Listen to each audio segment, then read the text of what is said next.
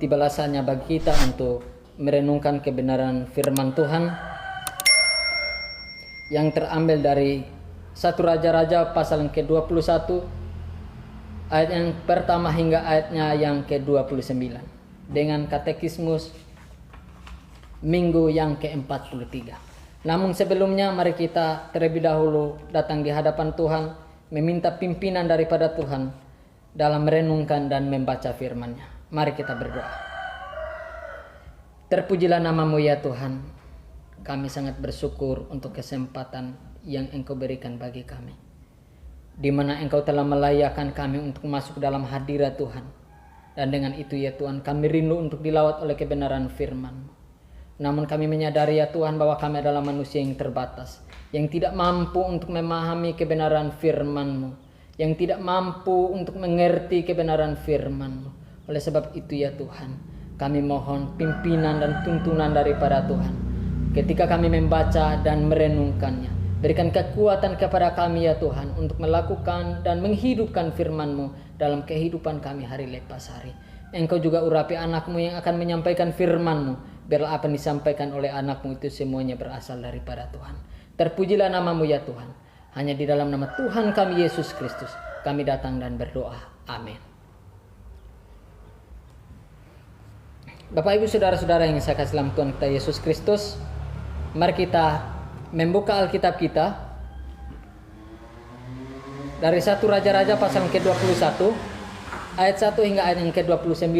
Karena terlalu banyak, maka kita akan membaca dari ayat yang pertama hingga ayatnya yang ke-13.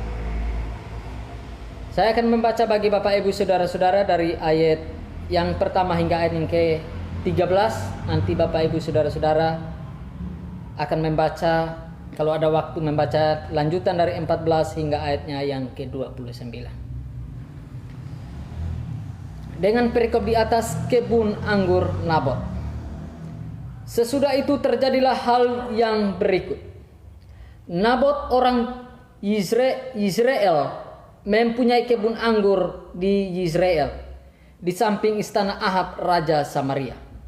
Berkatalah Ahab kepada Nabot, "Berikanlah kepadaku kebun anggurmu itu supaya aku jadikan kebun sayur, sebab letaknya dekat rumahku.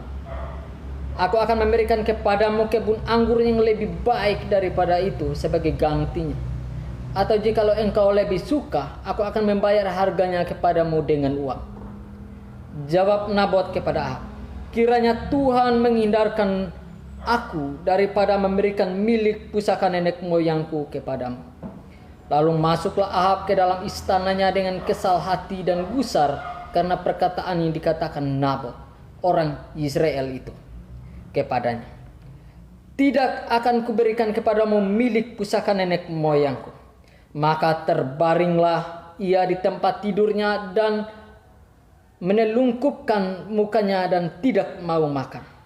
Lalu datanglah Izebel istrinya dan berkata kepadanya, "Apa sebabnya hatimu kesal sehingga engkau tidak makan?" Lalu jawabnya kepadanya, "Sebab aku telah berkata kepada Nabot orang Israel itu, berikanlah kepadaku kebun anggurmu dengan bayaran uang, atau jika engkau lebih suka, aku akan memberikan kebun anggur kepadamu sebagai gantinya." Tetapi sahutnya, "Tidak akan kuberikan kepadamu kebun anggurku itu." Kata Izebel istrinya kepadanya, "Bukankah engkau sekarang yang memegang kuasa raja atas Israel? Bangunlah, makanlah, dan biarlah hatimu gembira. Aku akan memberikan kepadamu kebun anggur Nabot, orang Israel itu." Kemudian ia menulis surat atas nama Ahab, memateraikannya dengan materai raja, lalu mengirim surat itu kepada tua-tua dan pemuka-pemuka yang diam sekota dengan Nabot. Dalam surat itu ditulisnya demikian, "Maklumkanlah puasa dan suruhlah Nabot duduk paling depan di antara rakyat. Suruh jugalah 2 orang dursila duduk menghadapinya, dan mereka harus naik saksi terhadap dia dengan mengatakan, engkau telah mengutuk Allah dan raja. Sesudah itu bawalah dia keluar dan lemparilah dia dengan batu sampai mati." orang-orang sekotanya, yakni tua-tua dan pemuka-pemuka yang diam di kotanya itu, melakukan seperti yang diperintahkan Izebel kepada mereka, seperti yang tertulis dalam surat yang dikirimkannya kepada mereka. Mereka memaklumkan puasa dan menyuruh Nabot duduk paling depan di antara rakyat. Kemudian datanglah 2 orang, yakni orang-orang Dursila itu, lalu duduk menghadapi Nabot. Orang-orang Dursila itu naik saksi terhadap Nabot di depan rakyat, katanya, Nabot telah mengutuk Allah dan raja. Sesudah itu mereka membawa dia keluar kota, lalu melempari dia dengan batu sampai mati. Dan saya akan membaca Katekismus pasal minggu yang ke-43 dalam perenungan kebenaran firman sore hari ini. Pertanyaan yang ke-12. Apa yang dikehendaki perintah yang ke-9? Jawab, agar aku tidak memberi kesaksian dusta terhadap siapapun, tidak memutarbalikkan perkataan orang, tidak memfitnah dan menodai nama baik orang, tidak mempersalahkan atau turut mempersalahkan orang secara gegabah dengan tidak mendengarkannya lebih dahulu. Sebaliknya, aku harus tetap menghindarkan segala dusta dan tipu daya, karena hal itu adalah perbuatan iblis, agar aku tidak tertimpa murka yang dahsyat. Lagi pula, agar aku di muka pengadilan dan dalam segala tindakanku mencintai kebenaran, berkata-kata dengan jujur, dan memberikan kesaksian yang benar, juga agar sedapat-dapatnya aku membela dan memajukan kehormatan dan nama baik sesamaku manusia. Bapak Ibu Saudara-saudara yang saya kasih dalam Tuhan kita Yesus Kristus, demikian Katekismus minggu yang ke-40 memberikan satu pertanyaan kepada kita. Salam-salam sejahtera bagi kita semua. Minggu lalu kita sudah mendengar dan belajar dari hukum yang ke-8 tentang dosa mencuri. Tentu kita sebagai umat perjanjian Allah harus hidup dalam mentaati hukum-hukum Tuhan. Namun yang terjadi, kita selalu melanggar hukum-hukum tersebut. Dan salah satu faktor yang menyebabkan kita sehingga mencuri adalah sebuah kemalasan untuk tidak bekerja, namun punya keinginan yang besar. Bapak Ibu Saudara-saudara yang saya kasihi dalam Tuhan kita Yesus Kristus, pada minggu ini kita belajar dari hukum Tuhan yang ke-9, yaitu jangan mengucapkan saksi dusta tentang sesama. Ini berbicara tentang komunikasi kita dengan sesama kita. Dengan itu saya membuat judul bagi kita adalah jaga mulutmu. Sekali lagi, jaga mulut. Mulut merupakan salah satu organ tubuh kita yang digunakan untuk berkomunikasi dengan sesama kita. Komunikasi adalah faktor yang paling penting dalam sebuah hubungan atau relasi. Dan tanpa komunikasi, maka mustahil terciptanya sebuah relasi. Allah menciptakan komunikasi supaya manusia bisa hidup dalam hubungan yang dekat dengan Dia. Dengan melalui komunikasi, Allah menanamkan pengetahuan tentang dirinya di dalam diri manusia. Dan melalui komunikasi, manusia bisa menunjukkan kasih dan ucapan syukur kepada Allah. Dan selain itu juga Bapak Ibu Saudara-saudara, komunikasi juga diciptakan oleh Allah sebagai sarana bagi manusia dalam membina hubungan dengan sesamanya manusia. Bapak Ibu Saudara-saudara yang saya kasih dalam Tuhan kita Yesus Kristus, ada 2 aspek dalam komunikasi. Yang pertama adalah penyampaian dan yang kedua adalah penerimaan. Penyampaian atau menyampaikan pemikiran dan gagasan kita kepada orang lain. Dan hal ini dilakukan oleh organ penyampaian pesan, yaitu mulut dan tangan kita. Dan yang kedua yaitu penerimaan, yaitu menerima dan menyimpan gagasan ke dalam pikiran kita. Dan hal ini dilakukan dengan menggunakan organ penerima pesan, yaitu telinga dan mata kita. Bapak Ibu Saudara-saudara yang saya kasih dalam Tuhan kita Yesus Kristus, pelanggaran atau dosa paling fatal dalam berkomunikasi adalah bersaksi dusta. Saksi dusta sebenarnya bukanlah satu-satunya hal yang paling dilarang di dalam perintah yang ke-9 ini. Namun hal-hal lain yang termasuk dalam komunikasi adalah seperti gosip. Gosip biasanya salah satu yang dipakai oleh kaum ibu ataupun orang-orang yang menceritakan nama-nama dengan sesuatu yang tidak baik. Dan ini lebih kepada kaum ibu karena terlalu tenarnya mungkin, sehingga di mana-mana kalau berbicara tentang gosip selalu merujuk kepada kaum wanita. Di mana seorang kalau berbicara tentang gosip itu adalah sesuatu hal yang sangat indah. Kalau berbicara tentang nama orang lain dengan jelek-jelekan, seperti sedang di dalam ruangan AC. Kita juga bisa memfitnah orang. Itu kemarin Pak Samuel itu saya lihat sedang bergonceng dengan seorang wanita dan sebagainya. Cepat kita fitnah. Terus memutarbalikkan perkataan orang lain. Ketika orang menceritakan lain kepada kita, kita menceritakan lain kepada orang lain lagi.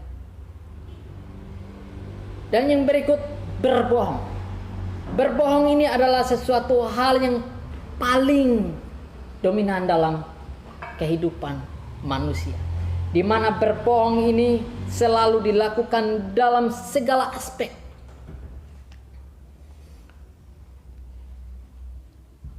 Mungkin kita pernah mendengar slogan yang katakan mulutmu adalah harimaumu dan jari-jarimu adalah macan. Ketika kita mengingat dari slogan ini, maka kita mengingat bahwa segala perkataan yang terlanjur kita keluarkan tidak dipikirkan dahulu akan dapat merugikan diri kita sendiri. Memang dalam masa pandemi ini peran mulut sebagai harimaumu kurang populer. Namun jari-jarimu adalah macanmu sedang naik daun. Akibat dari pandemi membuat mulut tidak bebas untuk duduk berkumpul dan bergosip. Karena dilarang berkumpul. Mulut selalu ditutup dengan masker, tetapi kalau jari 24 jam masih mampu untuk bergerak ketik. Tidak sedikit orang saat ini masuk penjara karena menyebarkan kabar bohong, baik yang diucapkan oleh mulutnya dan yang paling banyak yang diketik dengan tangannya. Di sini mengajarkan kita bahwa apa yang kita sampaikan, baik melalui mulut kita maupun tangan kita, akan menentukan keadaan kita di masa yang akan datang. Bapak Ibu Saudara-saudara yang saya kasih dalam Tuhan kita Yesus Kristus, hukum ke-9 ini berhubungan dengan segala yang kita sampaikan, yaitu gagasan yang ingin kita lontarkan atau katakan kepada orang lain. Karena pemikiran dan gagasan itu disampaikan dalam bentuk kata-kata maupun lisan, maka Allah menghendaki agar kita menjaga mulut kita supaya kita tidak menyampaikan gagasan yang salah dan pemikiran yang tidak bermanfaat. Dan ini adalah alasan mengapa pemazmur berdoa. Dikatakan, awasilah mulutku ya Tuhan, berjagalah pada pintu bibirku. Mazmur yang ke-141 ayatnya yang ketiga. Seperti yang telah kita lihat dalam perintah Allah sebelumnya, dibuat dalam bentuk larangan negatif. Dengan cara ini Allah ingin menunjukkan kepada kita bahwa ini adalah dosa yang keji dan mewakili semua dosa yang berhubungan dengan itu, yaitu gosip, fitnah, memutarbalikkan perkataan orang lain, dan berbohong. Maka hukum ke-9 ini dikatakan jangan mengucapkan saksi dusta tentang sesama. Ini jelas sasarannya, yaitu kepada sesama kita. Dan Tuhan Yesus ajarkan kepada kita, kasihilah sesamamu manusia seperti dirimu sendiri. Artinya ketika kita mengucapkan saksi dusta tentang orang lain atau tentang sesama kita, maka tanpa kita sadari kita sedang berbohong pada diri kita sendiri. Bersaksi dusta ini sangat erat hubungannya dengan kesaksian seseorang yang diberikan di depan pengadilan. Di dalam kitab suci tertulis satu orang saksi saja tidak dapat menggugat mengenai perkara kesalahan apapun atau dosa apapun yang mungkin dilakukannya. Baru atas keterangan 2 atau 3 orang saksi perkara itu tidak dihasilkan. Dalam Ulangan pasal ke-19 ayatnya yang ke-15. Bapak Ibu Saudara-saudara yang saya kasih dalam Tuhan kita Yesus Kristus.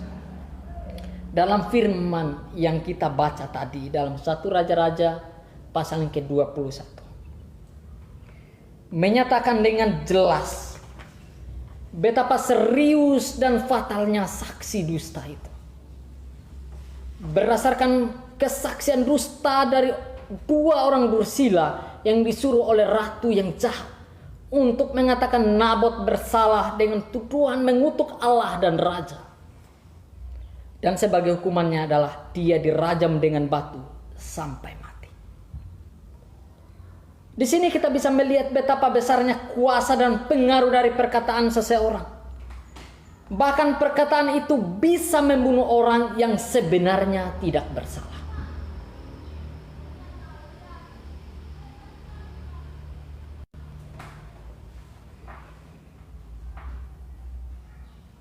Dalam perintah ke-9 ini, Allah melarang berkata dusta karena kita dipanggil untuk mencintai kebenaran. Berbicara dan menjunjung tinggi kebenaran. Mungkin kita pernah bertanya apa itu kebenaran dan harus diukur dari bagian mana. Masing-masing dari kita mungkin punya pendapat sendiri tentang definisi atau pengertian dari kebenaran. Mungkin ada yang berpikir bahwa kebenaran adalah sesuatu yang berhubungan dengan realita atau kenyataan suatu kejadian ataupun fakta. Namun kebenaran sesungguhnya lebih dari semuanya itu. Karena kebenaran itu dapat diandalkan, maka kita dapat bergantung kepada kebenaran itu. Dan kita tidak mengalami kekecewaan. Bapak Ibu Saudara-saudara yang saya kasih dalam Tuhan kita Yesus Kristus. Mungkin kita pernah melihat tukang untuk mengukur ketetapan sudut sebuah bangunan. Maka seorang tukang akan menggunakan sebuah alat yang disebut dengan siku. Jika alat ini benar, maka ukuran yang didapatkan tepat dan benar, sehingga rumah di bangunan berdiri dengan sempurna. Dalam hal ini kitab suci berbicara tentang firman Allah sebagai sesuatu yang benar dan tentang Allah sendiri sebagai kebenaran itu. Di dalam Mazmur yang ke-86 ayat yang ke-11 dan Mazmur 119 ayatnya yang ke-30 mengatakan bahwa perintah-perintah Allah itu benar. Berarti perintah-perintah Allah itu setia, dapat dipercaya dan tidak berubah. Dan kita bisa membangun hidup kita di atas perintah-perintah Allah ini. Begitu juga dengan Allah sebagai kebenaran. Maka Allah itu setia, dapat dipercaya, tidak berubah. Dan kita bisa bergantung kepadanya. Dan kita bisa mempercayakan hidup kita sepenuhnya kepada pemeliharaan Tuhan. Dan kita tidak mengalami kekecewaan. Bapak Ibu Saudara-saudara yang saya kasih dalam Tuhan kita Yesus Kristus. Kalau kita sudah bahas tentang bagaimana kita sebagai pembawa atau penyampaian sebuah berita. Yaitu dengan menggunakan mulut dan tangan kita. Maka kita juga harus belajar bagaimana kita harus menerima sebuah berita. Atau penyampaian dari orang lain yang diterima oleh mata dan telinga kita. Kita harus menghindari segala sesuatu yang bisa menghancurkan nama baik sesama kita. Karena jika kita mendengar gosip tentang orang lain, maka pikiran kita tentang orang tersebut akan berubah. Dan itu disertai dengan sikap kita terhadap orang itu. Tetapi realita atau kenyataannya berbeda. Ketika kita mendengar gosip, kita bukan menghindari hal itu. Namun kita, apa tadi? Oh iya begitu ya. Jadi kita seolah-olah dibawa di dalamnya. Dan seolah-olah itu adalah sebuah kebenaran yang harus kita pegang dan menilai orang lain.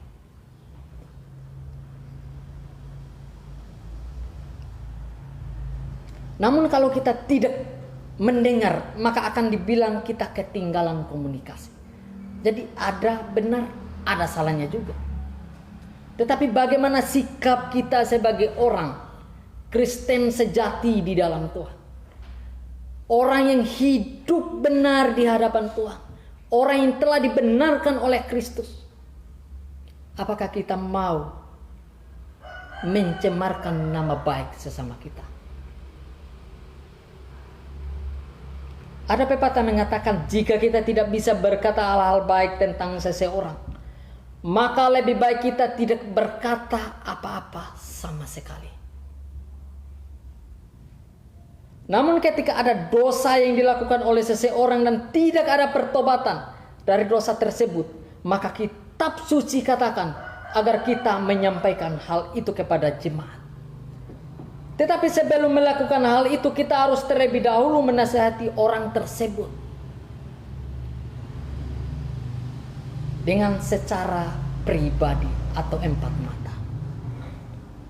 Atau kalau tidak mendengar atau tetap hidup di dalam dosa tersebut, maka kita harus mendatangkan saksi untuk meyakinkan tentang dosa tersebut. Bapak Ibu Saudara-saudara yang saya kasih dalam Tuhan kita Yesus Kristus, dunia ini tahu kekuatan yang ada dalam komunikasi, dan kekuatan komunikasi itu bisa dipakai untuk tujuan yang baik, juga bisa untuk memakai tujuan yang tidak baik. Iblis juga tahu akan kekuatan yang ada di balik komunikasi itu, sehingga iblis memakai komunikasi sebagai senjata yang paling ampuh yang dimiliki olehnya. Iblis pendusta dan bapa segala dusta. Yohanes 8 ayat yang ke-44. Dia menggunakan komunikasi dengan cara yang jahat di Taman Eden untuk menanamkan pemikiran yang salah di dalam pikiran Adam dan Hawa. Dan dia terus menggunakan cara jahat ini kepada semua manusia sampai saat ini, yaitu dengan mengetahui kekuatan komunikasi dan dengan tujuan yang menyebarkan dusta. Dan iblis mendominasi beragam jenis media saat ini. Kita boleh melihat website-website yang menyebarkan kabar bohong.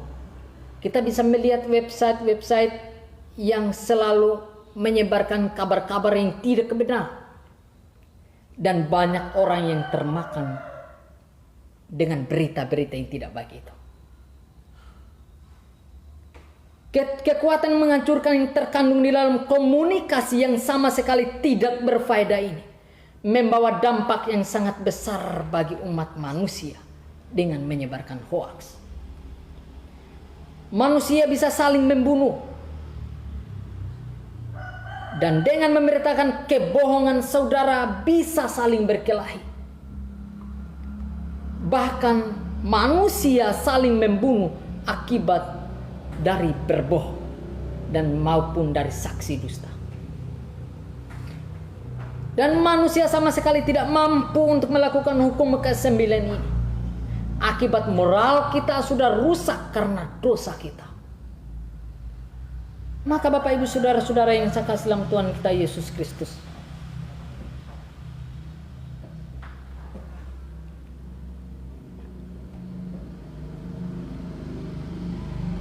syukur kita kepada Kristus yang telah mempersembahkan ketaatan yang sempurna atas hukum ke-9 ini. Kristus yang adalah kebenaran dan Kristus juga yang telah menyatakan kebenaran. Dan oleh karena memberitakan dan mengungkapkan kebenaran, Kristus dibunuh. Meskipun tidak ada kata sia-sia yang keluar dari mulutnya, tetapi dia tetap dihukum dengan tuduhan menghujat Allah. Dan mereka yang telah mengadilinya telah memutarbalikkan kata yang pernah ia ucapkan. Ketika dia menanggung murka Allah di kayu salib, mereka yang mengadilinya menggunakan karunia komunikasi yang Allah berikan untuk melukai Kristus. Dan melalui semua ini, Kristus telah menanggung murka Allah karena dosa-dosa kita yang melawan perintah Allah yang ke-9 ini. Dan menjadi kesimpulan bagi kita Bapak Ibu Saudara-saudara yang saya kasih dalam Tuhan kita Yesus Kristus. Melalui penderitaan dan kematiannya, Kristus telah mengalahkan si pendusta dan bapa segala dusta. Maka kita telah dibebaskan dari dusta dan kebohongan. Seharusnya kita tidak hidup di dalam itu. Selama Kristus memerintahkan atas kita melalui Roh Kudus, maka kita akan dimampukan untuk percaya pada kebenaran, hidup di dalam kebenaran, dan mencintai kebenaran, serta menegakkan kebenaran itu sendiri. Amin.